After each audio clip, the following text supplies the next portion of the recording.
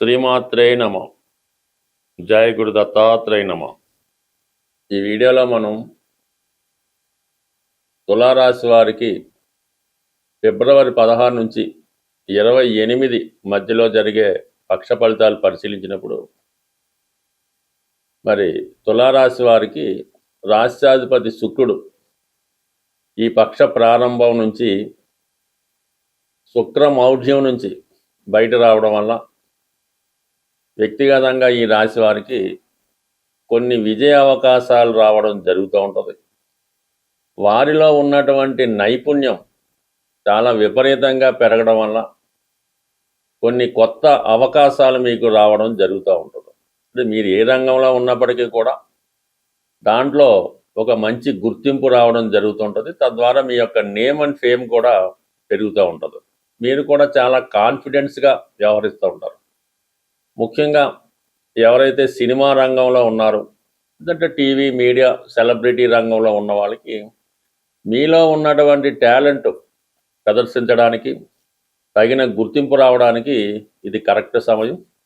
అలాగే మిమ్మల్ని ప్రధానంగా తీసుకొని కొంతమంది నిర్మాతలు కానీ డైరెక్టర్లు కానీ మిమ్మల్ని చాలా ప్రోత్సహిస్తారు. కొన్ని కొత్త అగ్రిమెంట్లు కూడా ఈ సమయంలో మీరు చేయడం జరుగుతూ ఉంటుంది. ప్రధానంగా ఈ రాశిలో ఉన్నటువంటి స్త్రీలకి ఎక్కువ గౌరవం గుర్తింపు రావడం జరుగుతూ ఉంటుంది. అనూహ్యంగా వారి యొక్క వృత్తి అంటే వారి యొక్క ప్రొఫెషన్ అన్నది మారడం జరుగుతూ ఉంటుంది.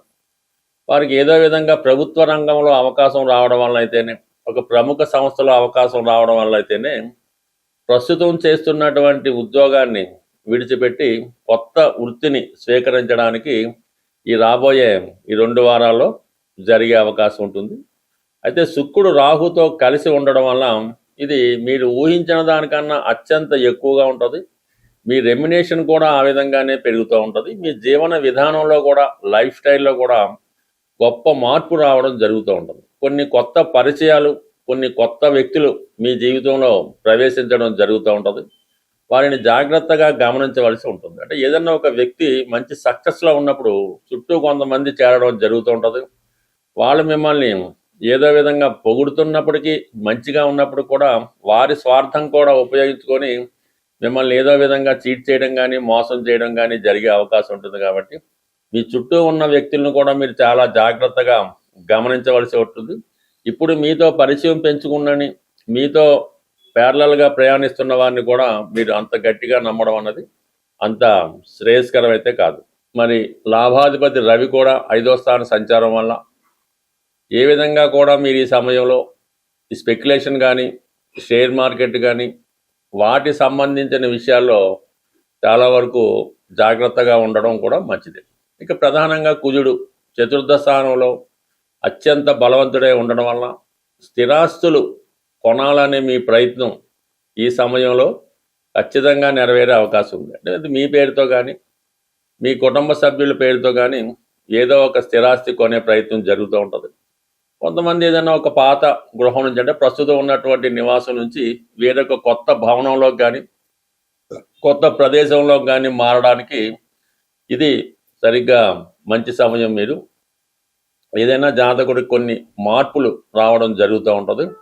అలాగే శని భగవానుడు 6వ స్థాన సంచారంతో ఏదైనా నిరుద్యోగులు లాంటి వాళ్ళు మీరు ఎక్కడ కానీ వేరే విదేశంలో కానీ ఉన్న వాళ్ళైనా సరే కంప్లీట్గా మీ యొక్క ఉద్యోగ ప్రయత్నాలు ఈ సమయంలో నెరవేరడం జరుగుతూ ఉంటుంది. అంటే గతంలో శని భగవానుడు 6వ స్థానంలో ఉన్నప్పటికీ కూడా కొంతవరకు కొత్త అవకాశాలు రాకపోవడం కానీ అలాగే మీరు కూడా పాత అవకాశాన్ని వదులుకోలేకపోవడం కానీ జరుగుతూ ఉంటుంది. ఎప్పుడైతే 5వ స్థానంలో ఈ ప్రధాన గ్రహాలన్నీ చేరాయో ఆటోమేటిక్గా వృత్తిపరమైనటువంటి మార్పులు రావడం జరుగుతూ ఉంటుంది. వ్యక్తిగతంగా కూడా కొన్ని నిర్ణయాలు మీరు తీసుకొని ఒక నిర్ణయానికి రావడం వల్ల ప్రస్తుతం మీరు ఏదైనా వృత్తి మారాలనే ఆలోచనలో ఉన్నప్పుడు కంప్లీట్గా మీకు కొత్త ఉద్యోగ ఉపాధి అవకాశాలు అనేవి రావడం జరుగుతూ ఉంటుంది. సరే ఏదైనా కొత్తగా ఉద్యోగంలో ప్రవేశిస్తున్న వారికి మీరు ఏదో ఊహించినట్టుగా పెద్ద పెద్ద గొప్ప గొప్ప ఉద్యోగాలు అన్నవి ఈ సమయంలో మీకు రావడం కష్టమవుతుంటుంది. ఏదైనా ఒక సబార్డినేట్ గానో ఎవరికైనా ఒక అసిస్టెంట్ గానో ఒక చిన్న స్థాయి ఉద్యోగాలు వచ్చే అవకాశం ఉంది.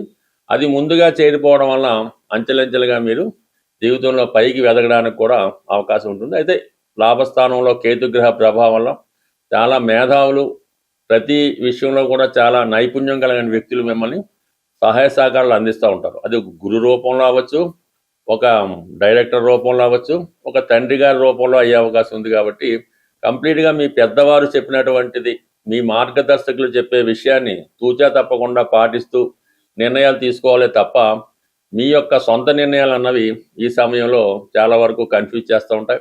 అందువల్ల మీ సొంత నిర్ణయాల కన్నా మీ యొక్క శ్రేయోభిలాషుల యొక్క నిర్ణయాలు తీసుకొని ఫాలో అవ్వడం వల్ల కంపల్సరిగా మీరు చేపట్టిన కార్యక్రమాల్లో సంపూర్ణ విజయం పొందే అవకాశం ఉంటుంది. ఎవరికైనా సరే ఇప్పుడు ఉన్నటువంటి స్థితిలో వ్యాపారం చాలా బాగా జరిగి సడన్గా ఆగిపోయి రొటేషన్ ఆగిపోయినా, గృహంలో ముఖ్యంగా ఇంట్లో వివాహాలు జరగకుండా, మరి మగపిల్లలు సరైనటువంటి సెటిల్మెంట్ లేకుండా, ఆ కుటుంబం అశాంతితో ఉన్నప్పుడు, మొత్తం మీద ఆర్థికపరమైన సమస్యల సాల్వేషన్కి, వ్యాపారంలో అభివృద్ధికి, అలాగే శుభకార్యాలు తొందరగా జరగడానికి ఒక గొప్ప పరిహారం అన్నది చెప్పడం జరిగింది. అది శాస్త్ర గ్రంథాల్లో పెద్దలు చెప్పడం వల్ల అనుభవజ్ఞులంటి సలహా మేరకే ఈ యొక్క ప్రయోగం మీకు చెప్పడం జరుగుతుంది. దీన్ని ప్రాక్టికల్గా అమలు చేయడం వల్ల కూడా చాలామంది చాలా తొందరగా సక్సెస్ అవ్వడం జరుగుతూ ఉంటుంది. ఇప్పుడు ప్రధానంగా అందరూ కూడా ఈ పటిక అన్నది బయట కట్టడం కానీ, ఇంట్లో పెట్టుకోవడం కానీ, పటికని పూజించడం కానీ జరుగుతుంది. అంటే దాన్ని ఇంగ్లీష్లో లైమ్ అంటారు.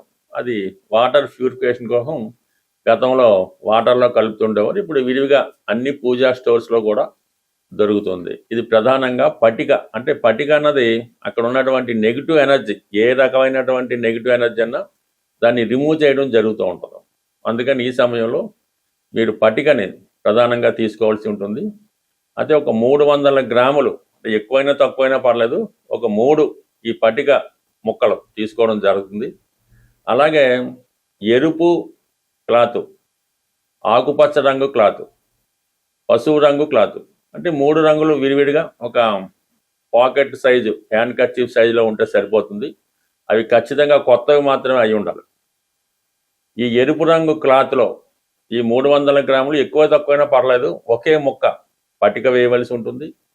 దాంట్లో ఒక రాగి కాయిన్, డాలర్ కానీ రాగి కాయిన్ కానీ వేసి దాన్ని ఒక మూటగా ఎరుపు రంగు దారంతో కట్టవలసి ఉంటుంది. అలాగే పసుపు రంగు క్లాత్లో, ఈ జీవబ్రహ్మాండ సైజు పసుపు రంగు క్లాత్లో ఈ పటిక ముక్క, ఒక దుంప పసుపు అని ఉంటుంది, అటువంటి పసుపు కొమ్మ ఒకటి వేసి పసుపు రంగు దారంతో దాన్ని మూటగా కట్టవలసి ఉంటుంది. ఇక ఆకుపచ్చ రంగు క్లాత్లో ఈ పట్టిక, అలాగే సిల్వర్ కాయిన్, తక్కువైనా ఎక్కువైనా కాయిన్ అయినా పర్లేదు, సిల్వర్ అయినా పర్లేదు, అందులో వేసి ఆకుపచ్చ రంగు దారంతో దాన్ని మూటగా కట్టవలసి ఉంటుంది. దాని తర్వాత ఈ 3 కలిపి ఒక తాడుతో శుభ్రంగా కట్టి, అది వ్యాపార సంస్థ అయితే వ్యాపార సంస్థ బయట, అంటే గుమ్మం, అంటే ఎవరైతే ఖాతాదారులు వస్తూ పోతూ ఉంటారో దానిపైన కట్టవలసి ఉంటుంది.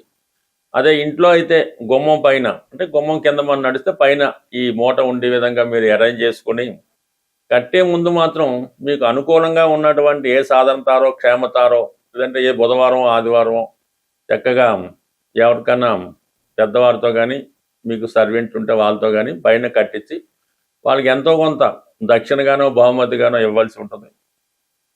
కట్టిన ముందు మాత్రం ఒకసారి సాంబ్రాణి పొగ వేస్తే సరిపోతుంది.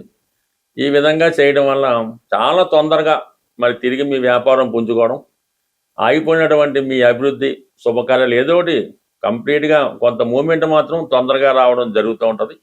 న్యాయసమ్మతంగా ఉండవలసినటువంటి ఏ కోరికైనా నెరవేరడం జరుగుతూ ఉంటుంది. ఇది కొత్తగా అన్నది కాదు, గతంలో ఉండేది.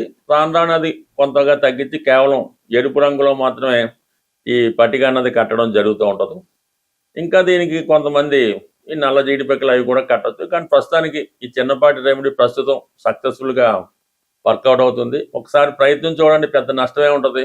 కంప్లీట్గా మీకు కొన్ని కొత్త మార్పులు తప్పకుండా రావడం జరుగుతుంది. స్వస్తి.